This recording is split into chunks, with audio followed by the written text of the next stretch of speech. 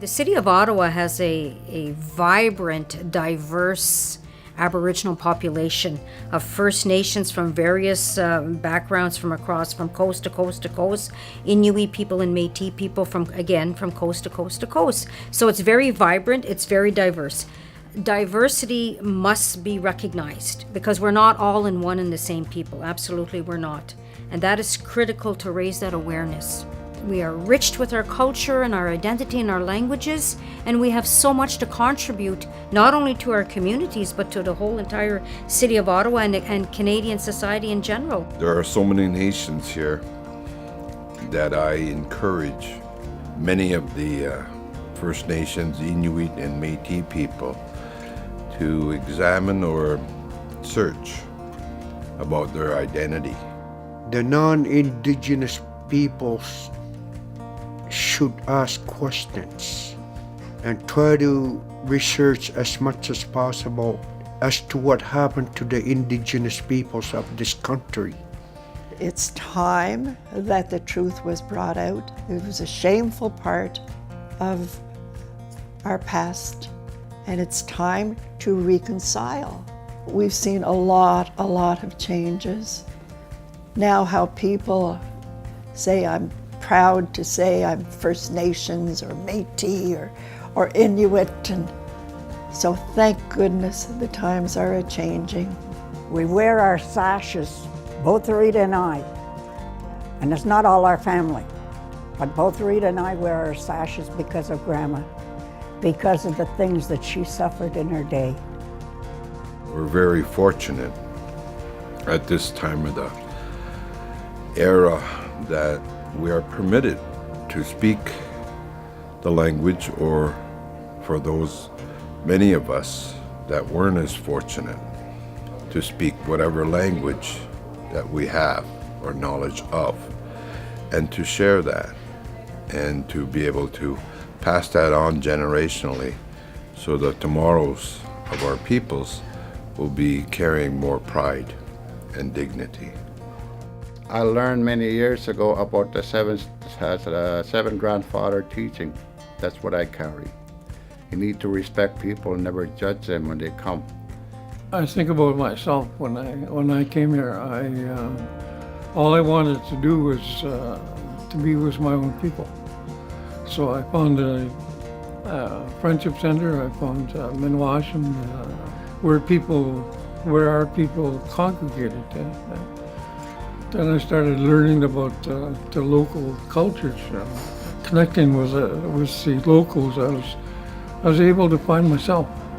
As a person from mixed ancestry, I want to say that I am grateful and that I am welcomed by the Algonquin people to be on their land. I am a visitor. They are the people of this land, and I'm grateful that they allow me to live on their land. Ottawa needs first and foremost to recognize whose territory that they're on. Acknowledge the land of the Algonquin people was never surrendered, never ceded, never given away. Ottawa needs to acknowledge that settlers are here, and they need to form a relationship with the Algonquin people, and they need to form a relationship with Aboriginal people. But I do see a change.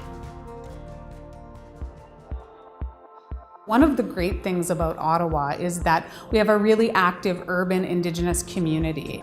And we don't only have a large contingent of First Nation students, but we also have a thriving Métis community and an Inuit community here that is very strong. And so we try and do the best we can to support the unique needs of those different groups of students.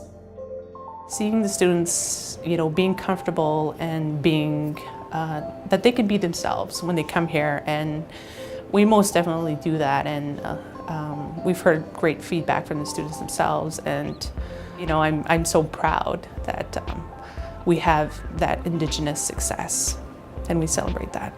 There are resources out there, and it's very good to get in touch with other students and these resource centers that are here to help the students integrate into the university life.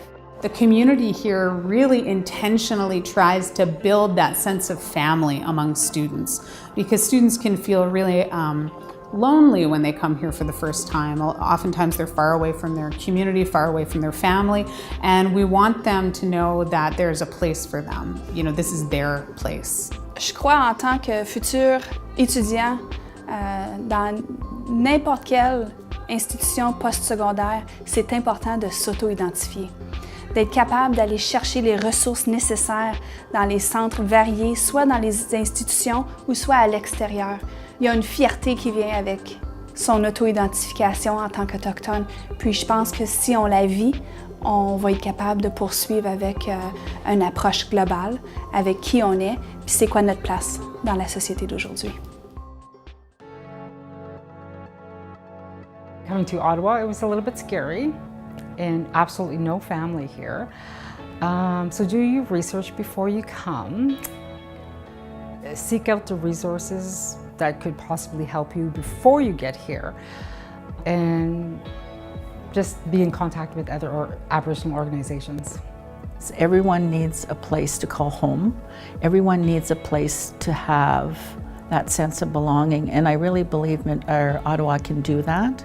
When the women walk through our door, they feel safe.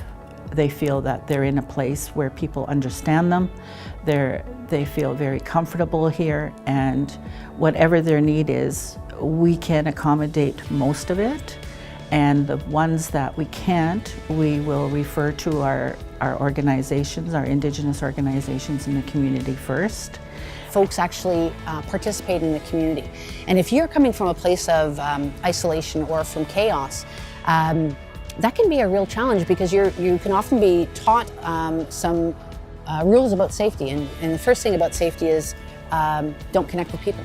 And so when we say that, hey, we do this communal kitchen piece and we ask that a young woman cook, you know, once every week and a half for the entire group, they're now taking care of an entire community.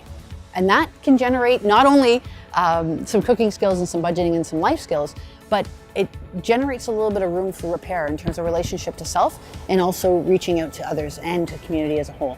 We provide an entire range of services from birth to death to the Inuit community that is visiting Ottawa or has settled in the South. TI is famous for putting on wonderful Inuit events with traditional games, traditional dancing, and most importantly, traditional food. Well, as an Indigenous housing corporation, the first thing that we offer to tenants is simply being able to be culturally sensitive and competent. We're an Indigenous organization serving Indigenous people, and we have connections in the community, and we take it one step further in terms of being able to offer referral services and connecting really tenants, the individuals, the families, the children, seniors, with other Indigenous services and organizations here in the city. If you want to help a child, you need to start with helping parents. So we do a lot of parent support, and actually just recently expanded to our 4th building in Vanier, with the main focus there on helping parents through the early on program for 0 to 6, as well as our family support program, so that parents feel that they're not on this journey of being a parent alone, that they come here, they get whatever kind of support they want. And in the long run, we found that that has been the best way to help the children, is to connect other Inuit parents to Inuit parents, who then turn out to support each other. We really love when a new family comes in, welcoming them to Ottawa and ensuring that they have some support and help navigating this complex bureaucratic system that we live in the South. To have a client secure work so that they can provide for their family is life-changing in many cases. Our goal is to make people employable, and if we have to remove the barriers, that's what we're here for. We recently just had a young man who was working in a cigarette store, So he had come to us and said that he really wanted to be a heavy equipment operator. He wanted to work in the construction field on the territory, but he didn't have the license to do that or the means to. So we actually sent him to Morrisburg, and he stayed on site and took their, I believe it was 11 weeks at the beginning, their intense training, and it was a pre-apprenticeship program to heavy equipment operator training. He recently just finished that portion of his program. He finished top 4 in his class, and he's now working in Kingston with Bar Construction, and he will be working with them till September, where he goes back to school and starts his apprenticeship training. So when you hear a success story like that, it feels good to know that you were part of that and part of that process. When I first was part of this city, we were invisible. It was evident that we were invisible. People didn't see us. We weren't in the 2020 plan. We were not engaged politically. We were not seen. And I think over the 20-year period, I think we've reached a point where there has been maturity on both sides, our people and the city. And I think that we have worked very hard to become a visible member or a visible community of this city of Ottawa. For me, being an artist of sort of traditional materials means knowing your culture, knowing your community, and if you don't, getting to know your community, getting to your culture, just basically making an effort.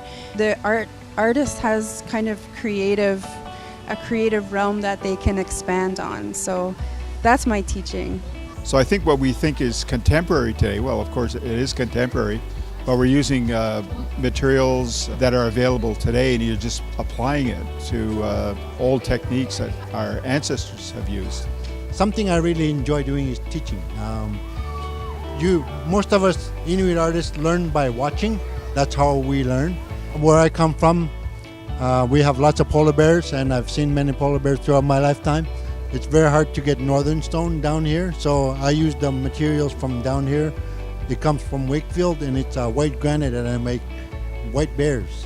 The fish scale art practice is, although it's a new art form, it has old qualities, so we're using every part of the animal that we can. What they say is that, Indigenous people are happy not to be in total control of the art that you're doing, that the material has something to say. With sewing, I've always sewn. So in Inuit culture, women always sewed. It was part of survival. And if you look at the fashion, back then the designs, it evolved and they adapted whatever they could use. Because if you look at the history, Inuit were always the designs of their amautis, the coats, they changed, and we can't just stop from there. We have to keep being creative and innovative. Inuit artists used to make small amulets for themselves, personal amulet, could be out of teeth, bone, or walrus tusk, and people would make their own personal amulets. And then when the government started thinking of ways for Inuit to support themselves, Inuit art was introduced to make big pieces instead of small amulets. These paintings are, especially about my family, are a history of how Canada was made when they were moved to the high Arctic. It was part of Canadian sovereignty, and that should be remembered. Ottawa is a beautiful city. Absolutely it is. There are beautiful, wonderful people here. Absolutely there are. However, there is still racism, and we see it. The leadership of Ottawa has to begin by combating racism, acknowledging there's racism here, and work with our people, because we do have the solutions. Absolutely we do. Reconciliation is not about the feather-fluffing Indian and peace and love or a new age concept. No, it isn't. I'm speaking from my heart and soul and my spirit here, that reconciliation is about the truth.